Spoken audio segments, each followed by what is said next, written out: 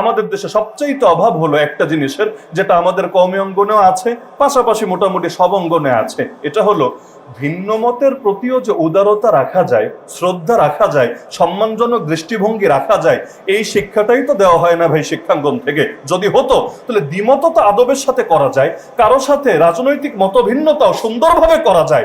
মুসলমান তো সেই জাতি ছিল যাদেরকে দেখে কাফেররাও শিখবে, অথচ আমরা এখন এমন জাতি হয়েছি কাফেররা আমাদেরকে দেখে ইসলাম কি শিখবে, উল্টো তারা আফসোস করবে। আর এটা যদি হয় মুসলমানের চরিত্র, নাউজুবিল্লাহ, আমাদের আর মুসলমান হওয়ার দরকার নেই। সুতরাং একটা মুসলিম জাতি তাদের মূল্যবোধ, তাদের শিক্ষা দীক্ষা, তাদের সংস্কৃতি প্রতিটা ক্ষেত্রে ন্যূনতম একটা ছাপ থাকা দরকার, যেটা দেখে সকলে শিখবে। মনে রাখতে হবে আমরাই ছিলাম শ্রেষ্ঠ জাতি যতদিন পর্যন্ত নিজেদের শ্রেষ্ঠত্ব ধরে রাখতে নিজেরা সচেষ্ট না হব, আল্লাহ রাব্বুল আলামিনের সাহায্য আমরা পাবো না।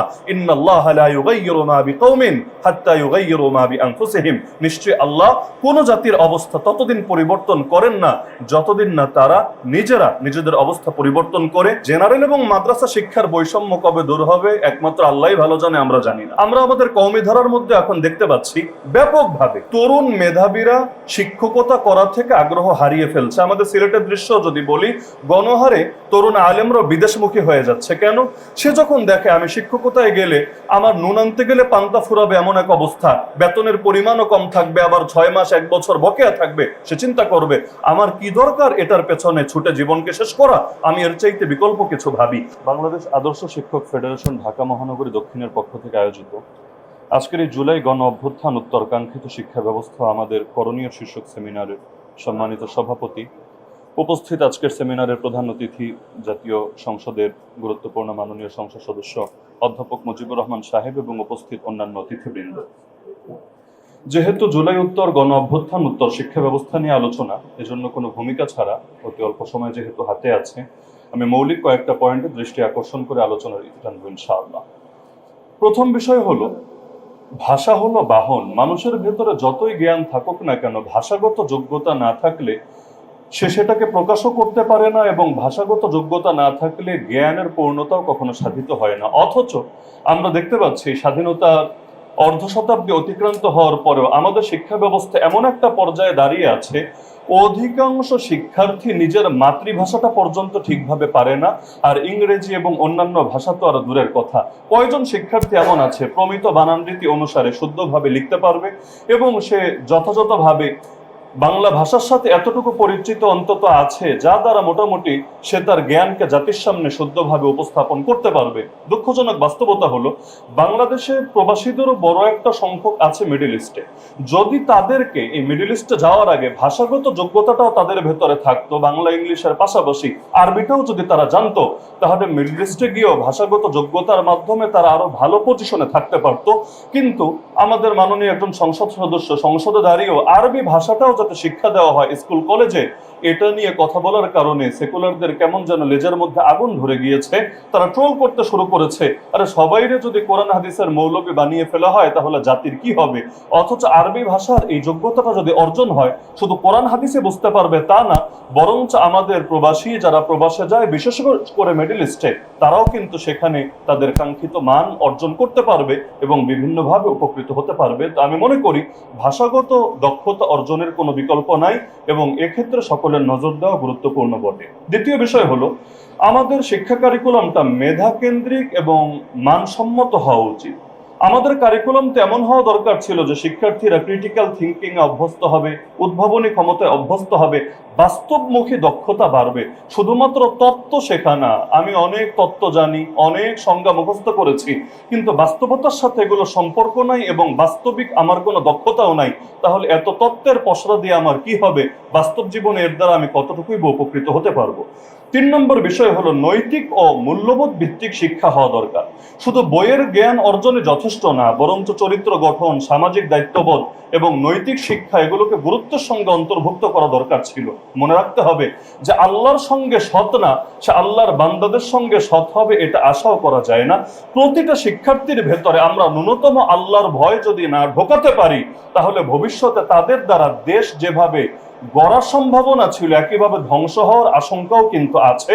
কারণ এই দেশে সবচাইতে বড় বড় দুর্নীতি, সবচাইতে বড় বড় প্রতারণা শিক্ষিত মানুষেরাই করে থাকে, যেগুলো অশিক্ষিতরা কল্পনাও করতে পারবে না।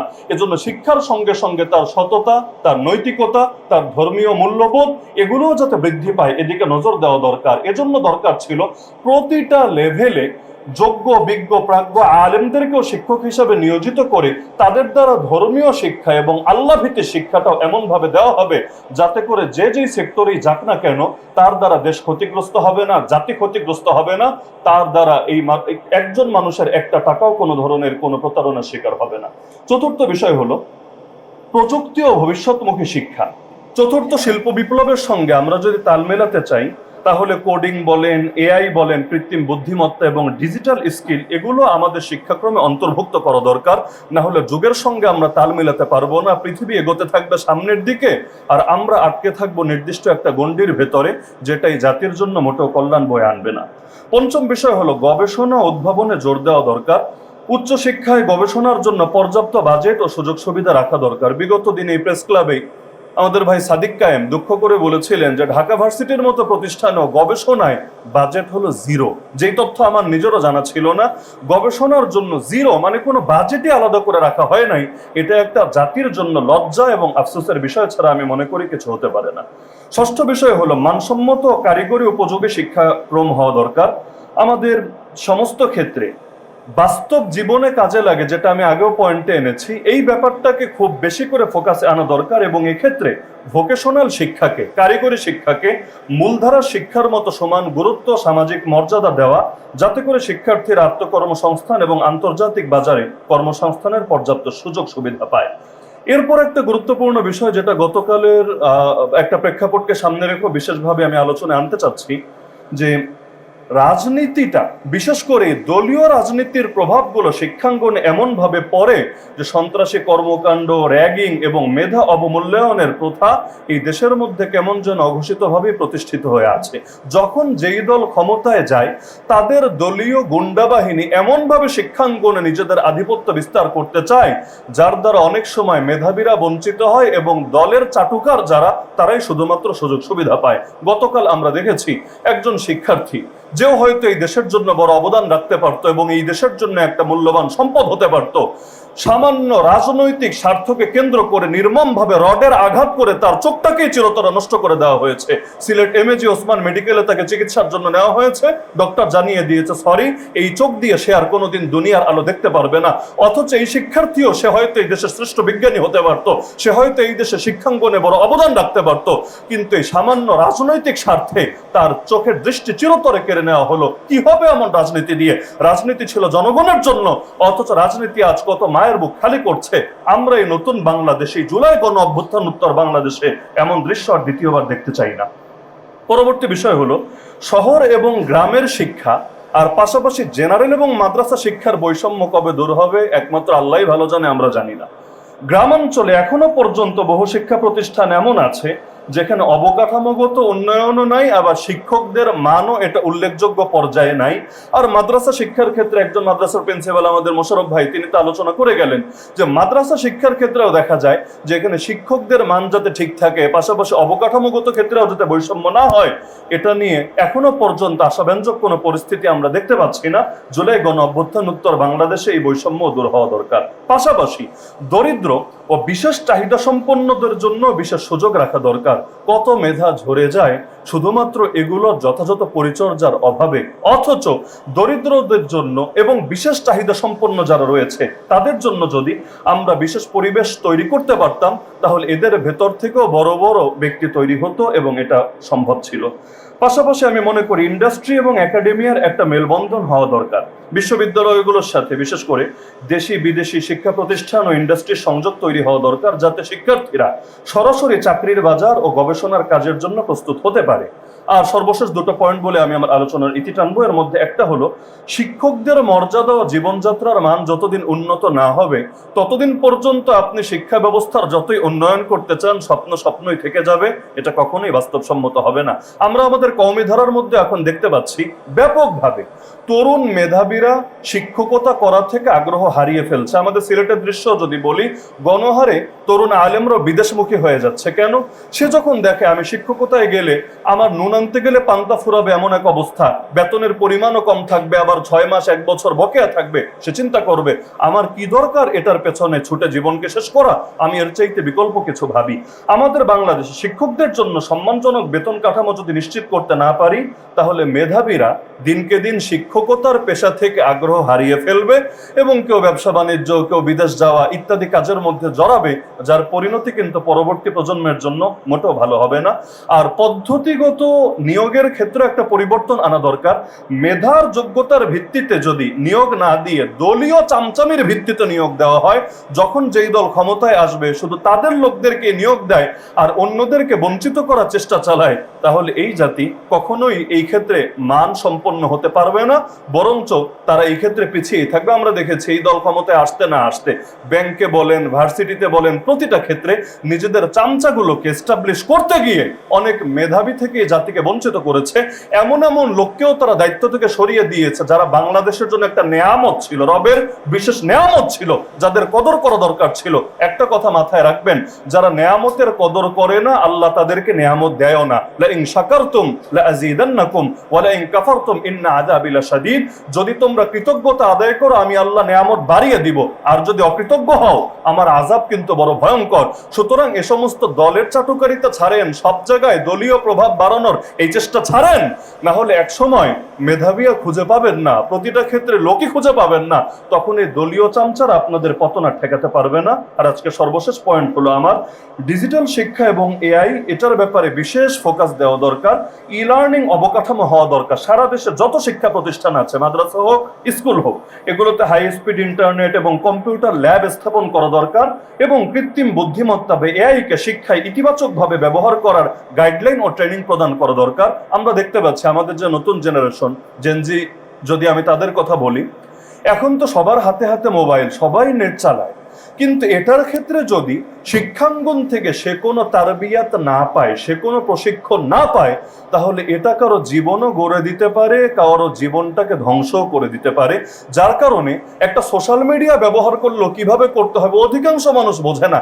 একদল আরেক দলকে গালি দেয় যে এরা হয়তো অনলাইনে অন্যদেরকে ক্রিটিসাইজ করে, খারাপ ভাষায় গালিগালাজ করে, কিন্তু দিন শেষে দেখবেন এই রোগগুলো কমন ভাবে সবার ভেতরে ছড়িয়ে পড়েছে। কারণ শিক্ষা অর্জন করার আগেই, তারবিয়াত পাওয়ার আগেই প্রত্যেকে এক একজন ইউজার হয়ে গিয়েছে। তো যার কারণে আমি মনে করি একটা মোবাইল, একটা সোশ্যাল মিডিয়া অ্যাকাউন্ট এগুলো ইউজ করার ক্ষেত্রেও ন্যূনতম তারবিয়াত এবং শিক্ষাঙ্গন থেকে ন্যূনতম দিক নির্দেশনা থাকা দরকার, যাতে করে তারা এই ক্ষেত্রে কিছুটা শতভাগ না হলেও কিছুটা হলেও তারা রক্ষা পেতে পারে। আমাদের দেশে সবচাইতে অভাব হলো একটা জিনিসের, যেটা আমাদের কওমি অঙ্গনেও আছে, পাশাপাশি মোটামুটি সব অঙ্গনে আছে। এটা হলো ভিন্ন মতের প্রতিও যে উদারতা রাখা যায়, শ্রদ্ধা রাখা যায়, সম্মানজনক দৃষ্টিভঙ্গি রাখা যায়, এই শিক্ষাটাই তো দেওয়া হয় না ভাই শিক্ষাঙ্গন থেকে। যদি হতো তাহলে দ্বিমত তো আদবের সাথে করা যায়, কারো সাথে রাজনৈতিক মতভিন্নতাও সুন্দরভাবে করা যায়। মুসলমান তো সেই জাতি ছিল যাদেরকে দেখে কাফেররাও শিখবে, অথচ আমরা এখন এমন জাতি হয়েছি কাফেররা আমাদেরকে দেখে ইসলাম কি শিখবে, উল্টো তারা আফসোস করবে। আর এটা যদি হয় মুসলমানের চরিত্র, নাউজুবিল্লাহ, আমাদের আর মুসলমান হওয়ার দরকার নেই। সুতরাং একটা মুসলিম জাতি তাদের মূল্যবোধ, তাদের শিক্ষা দীক্ষা, তাদের সংস্কৃতি প্রতিটা ক্ষেত্রে ন্যূনতম একটা ছাপ থাকা দরকার, যেটা দেখে সকলে শিখবে। মনে রাখতে হবে আমরাই ছিলাম শ্রেষ্ঠ জাতি। যতদিন পর্যন্ত নিজেদের শ্রেষ্ঠত্ব ধরে রাখতে নিজেরা সচেষ্ট না হব, আল্লাহ রাব্বুল আলামিনের সাহায্য আমরা পাবো না। ইন্নাল্লাহা লা ইউগাইয়িরু মা বিকওমিন হাত্তা ইউগাইয়িরু মা বিআনফুসিহিম। নিশ্চয়ই আল্লাহ কোন জাতির অবস্থা ততদিন পরিবর্তন করেন না যতদিন না তারা নিজেরা নিজেদের অবস্থা পরিবর্তন করে। আল্লাহ তাআলা আমাদেরকে এই জুলাই গণ অভ্যুত্থান উত্তর বাংলাদেশে আমাদের শিক্ষা ব্যবস্থাকে ঢেলে সাজানোর তৌফিক দান করুন এবং সকল দলীয় সংকীর্ণতার ঊর্ধ্বে উঠে আমাদের শিক্ষাঙ্গনগুলোকে আন্তর্জাতিক পরিমণ্ডলেও গ্রহণযোগ্য হতে পারে এই মানে পৌঁছানোর তৌফিক দান করুন। আমিন। ওয়া মা আলাইনা ইল্লাল বালাগুল মুবিন। আসসালামু আলাইকুম ওয়া রাহমাতুল্লাহি ওয়া বারাকাতুহু। বিশ্ববিদ্যালয়ে একজন ছাত্র লেখাপড়া করার পরে বিসিএস পরীক্ষা দিয়ে যখন সেবা দেওয়ার জন্য বিভিন্ন অফিসে বসে, তখন সেবা দেওয়ার জন্য আবার এক্সট্রা পয়সা সেই সব মানুষের কাছ থেকে দাবি করে, যে মানুষগুলো তাকে আসলে লেখাপড়া শিখিয়েছে, যে মানুষগুলোর টাকায় সে লেখাপড়া করেছে। এই যে একজন মানুষ অনেক বড় হয়ে গেল লেখাপড়া করে, সে জানতেই পারলো না, তার ভিতরে এই অনুভূতির সৃষ্টি হলো না যে সে কেমন করে বড় হলো, তারা কোত্থেকে টাকা আসলো, এমন এমন বিল্ডিং আমি ঘুমিয়েছি, এই যে অফিসটা আমি বসি আমার মাথা ঠান্ডা রাখার জন্য এসি চলে, অথচ বাইরে প্রচন্ড গরম। এই মানুষগুলো যখন আমার কাছে সেবা নিতে আসে, তাদের পয়সাই তো এগুলো চলে, তাদের পয়সাই তো আমার বেতন দেয়, কিন্তু আমি আবার তাদের কাছে পয়সা চাই। এই যে পয়সা চাওয়া যায়, পয়সা না দিলে কাজ হয় না, এই যে অবস্থা অফিস আদালতের, এটার পরিবর্তন কখন হবে? যখন এরকম একটা প্রজন্ম গড়ে তোলা যাবে, যে প্রজন্ম প্রথম থেকেই জানবে যে তার পৃথিবীতে আসার পিছনে একটা কারণ আছে, তাকে মহান স্রষ্টা পৃথিবীতে এখানে গোলামি করার জন্য পাঠিয়েছে, তার প্রতিনিধিত্ব করার জন্য পাঠিয়েছে। এটা যদি ছোটবেলা থেকে একটা বাচ্চাকে বোঝানো হয়, এই বোধ নিয়েই যদি সে বড় হয়, তাহলে এই বাচ্চাটা বড় হয়ে মানুষের কল্যাণ চিন্তা ছাড়া অকল্যাণ করার মতো কোনো চিন্তা তার মাথায় ক্রিয়াশীল থাকার কথা না। এই ব্যাপারে আপনারা একমত তো, তাই না? এটা আমরা ভুলে গিয়েছি, আমাদেরকে ব্রিটিশরা ভুলিয়ে দিয়ে গেছে। আমরা কিছু পারি, আমরা চিন্তা করতে পারি, আমরা সৃষ্টি করতে পারি, আমরা উদ্ভাবনে জানি ইত্যাদি, আমরা যোগ্যতা আমাদের অতীতে ছিল, এখন আমাদের কিছুই পারি না। এই যে আমরা কিছু পারি না, এই কাজটা ব্রিটিশরা কৌশলে আমাদের শিক্ষা ব্যবস্থার ভিতরে ঢুকিয়ে দিয়ে আমাদেরকে এই চিন্তা করে বড় হতে শিখিয়েছে যে আমাদের দিয়ে কিছু হবে না, আমরা কিছু পারি না। এই জন্য আমাদের ধার করতে হয় অন্য জায়গা থেকে। যেমন ধরেন 1917 সালে অক্টোবর বিপ্লব হয়েছিল, বেশি দূর না এখান থেকে, তার ঢেউ ইউনিভার্সিটিগুলোতে লেগেছিল। ইউনিভার্সিটির তরুণরা মনে করেছিল এটা তো খুব ভালো ব্যবস্থা, এই ব্যবস্থা আমাদের এখানে প্রয়োগ করা দরকার। তার আলোকে একটা তরুণ প্রজন্ম গড়ে উঠেছিল, তারা এখন অনেক বয়স, 50, 60, 70, 75 এরকম বয়সের যারা ইউনিভার্সিটি পড়তেন, তারা ওই ঢেউ পেয়েছিলেন। 49 সালে একটা ঢেউ হয়েছিল চায়নাতে, সেটাও মনে হয়েছিল যে মানবতার কল্যাণের জন্য এটা খুব ভালো। সুতরাং এটার আলোকে ওই ঢেউ আমাদের বাড়িতে এসেও লেগেছিল, আমাদের শিক্ষা প্রতিষ্ঠানগুলোয় সেই ঢেউ আস্তে পড়েছিল। ফলে তরুণ প্রজন্ম তখন বুঝেছিল ওইটাই মানবতার কল্যাণের জন্য সবচেয়ে ভালো, সুতরাং ওটাকে তারা গ্রহণ করেছিল।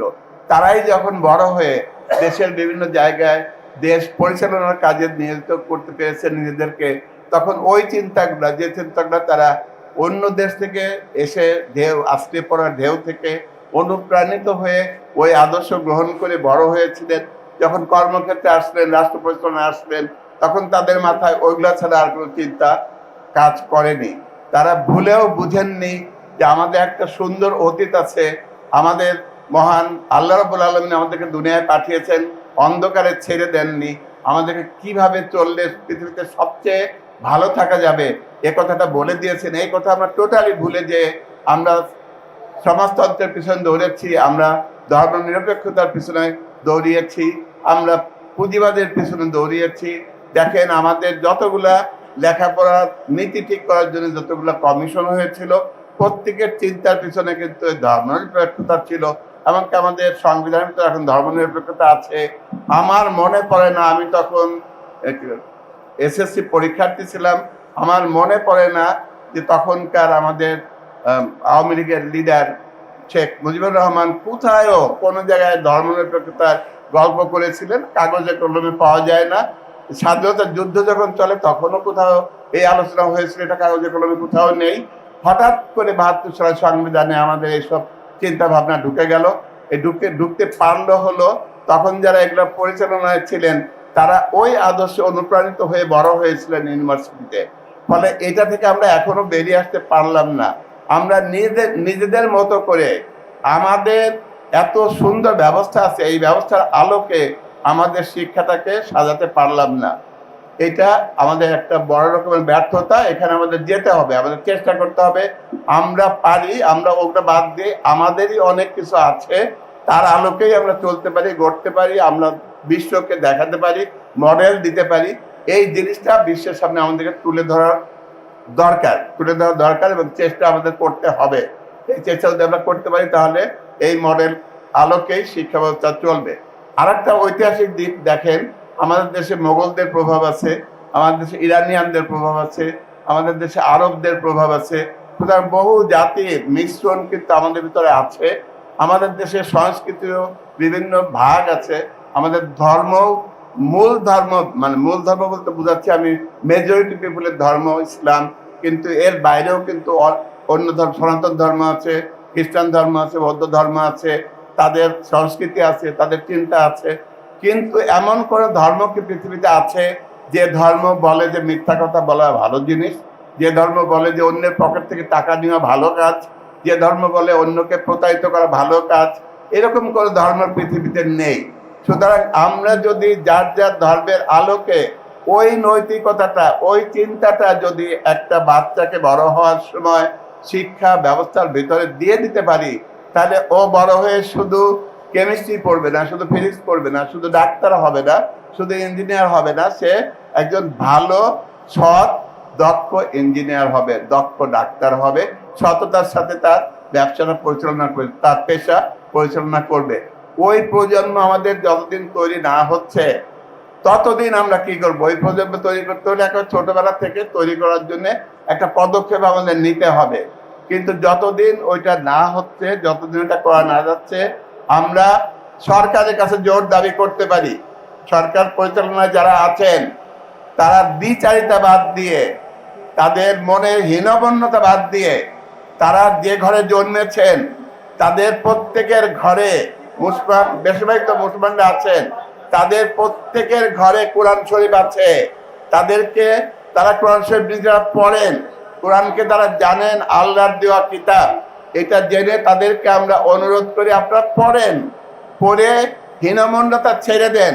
ইংরেজরা যে গোলাম বানিয়ে রেখে গিয়েছিল, সেই ওই পশ্চিমাদের গোলামি বাদ দিয়ে আল্লাহর গোলামির পথে ফিরে আসেন।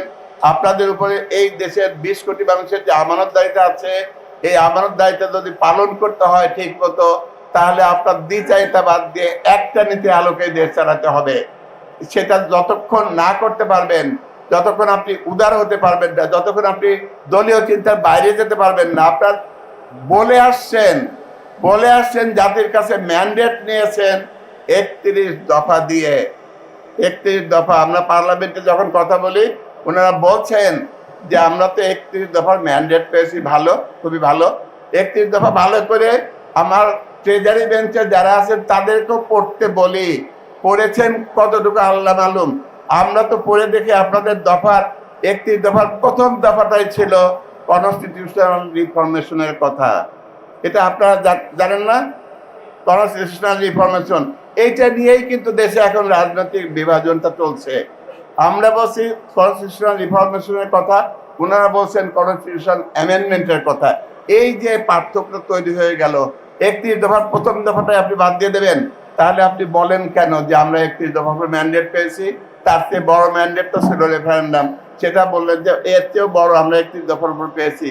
আপনার 31 দফার ভিতরেই তো কনস্টিটিউশন রিফরমেশনের কথা আছে, এটাই তাহলে করেন না কেন? এটা করার জন্য আমরা জোর দাবি জানাই। আর যে এই মাত্র কয়েকদিন আগের কথা, রাস্তাঘাটে আমরা হেলমেট বাহিনী দেখতাম, ওরকম বাহিনী কেন রাস্তায় নামছে? এ ব্যাপারে চিন্তা ভাবনা আপনাদেরকে করতে হবে। বিশেষ করে মাননীয় প্রধানমন্ত্রী, মাননীয় স্বরাষ্ট্রমন্ত্রী, আপনি চিন্তা করে দেখেন যে ওই হেলমেট বাহিনীর রাজত্ব চলবে, নাকি এই দেশে সুন্দর লেখাপড়া হবে, লেখাপড়ার পরিবেশ থাকবে, মেধার ভিত্তিতে সবকিছু হবে, নাকি শুধুই দলীয় চিন্তা করে কাজ করবেন? কেন আপনাদের জেলা পরিষদে দলীয় লোক দিতে হবে? কেন আপনাদের সরকারের সকল প্রতিষ্ঠানে দলীয় লোক দিতে হবে? আপনারা তো মেধার গল্প করে এসেছেন, জনগণের কাছে ওয়াদা করেছেন, জনগণের কাছে ম্যান্ডেট নিয়েছেন, তাহলে আপনি এটা বেমালুম ভুলে যেয়ে এখন সব জায়গায় আপনি নিজের লোক বসিয়ে আপনি কাজ করবেন, তাহলে আপনি তো সেই পুরানো জিনিস ফেরত আনতে চাচ্ছেন। 24-এর ছেলেরা মেয়েরা যে জীবন দিয়েছে, বাচ্চারা যে জীবন দিয়েছে, তারা এই জন্য জীবন দেয়নি, তারা নতুন বন্দোবস্তের বাংলাদেশ চেয়েছিল, নতুন বন্দোবস্তের বাংলাদেশ চেয়েছিল যেখানে সবকিছু মেধার ভিত্তিতে হবে। সেটা বাদ দিয়ে কেন এখন সবই দলীয় ভিত্তিতে হবে? সেটার উত্তর আপনাদের দুজনকে ইয়ে করে বললাম, আপনারা দুজনই বেশি করে চিন্তা করবেন। আমরা মনে করি মাননীয় প্রধানমন্ত্রী যে পরিবারের সন্তান, তার ফিরে আসাই উচিত হবে। যে কথা বলে রাষ্ট্র ক্ষমতায় গিয়েছেন, সেই পথের উপরে অটুট থাকাটাই উচিত হবে। আমরা অনুরোধ করি, আপনি যতটুকু হবার হয়েছে ফিরে আসেন, ফিরে এসে জনগণকে যে কথা দিয়েছেন সেটা করেন। আমাদেরকে একটা শিক্ষা ব্যবস্থা, যাতে আমরা আমাদের দেশের মানুষের মনের কথা, মানুষের পালস বুঝে, মানুষের মনের কথা, মানুষ যা চায় সেই ধরনের একটা শিক্ষা নীতি আমরা প্রণয়ন করতে পারি। তার জন্য আপনি অগ্রণী ভূমিকা পালন করেন, আমরা হেল্প করি। শুধু সকল মেধা আপনার দলের ভিতরে আছে এটা যদি মনে করেন, তাহলে তো এটা নিশ্চয়ই বোকামি হবে। মেধা কিন্তু ছড়ানো ছিটানো থাকে, অনেক মণিমুক্তা এখানে ওখানে ছড়িয়ে আছে। সুতরাং সুযোগ দিয়ে সবার সহযোগিতা নিয়ে একটা সুন্দর শিক্ষানীতি প্রণয়ন করেন। আর কতকাল ওই বস্তা পচা শিক্ষানীতির আলোকে জনগণ তৈরি করার জন্য, প্রজন্ম তৈরি করার জন্য আমরা কাজ করে যাব? অর্থের অপচয় হবে, জাতির সেবা হবে না, ওরকম যোগ্য দক্ষ মানুষ বেরোবে না। এই জন্য সরকারের কাছে জোর দাবি জানাই যে আসেন আমরা সবাই মিলে একটা ভালো দেশ গড়ে তুলি, সমৃদ্ধ বাংলাদেশ গড়ে তুলি। শুধু দল দিয়ে হবে না, এ কথা যত তাড়াতাড়ি বুঝবেন ততই ভালো হবে। আপনারা মনোযোগ দিয়ে আমার কথা এতক্ষণ শুনলেন। আমরা যে পয়েন্টগুলো বলেছি আশা করি আপনারা খেয়াল করেছেন। এটা যদি আমরা করতে পারি তাহলে ইনশাআল্লাহ আমরা ভালো একটা প্রজন্ম তৈরি করতে পারবো ইনশাআল্লাহ। আর এই প্রজন্মকে ঠিক করার জন্য আইন কানুনের কিছু পরিবর্তন করতে হবে, ওইটা আমরা করবো ইনশাআল্লাহ। সবাইকে ধন্যবাদ। আসসালামু আলাইকুম রহমতুল্লাহ।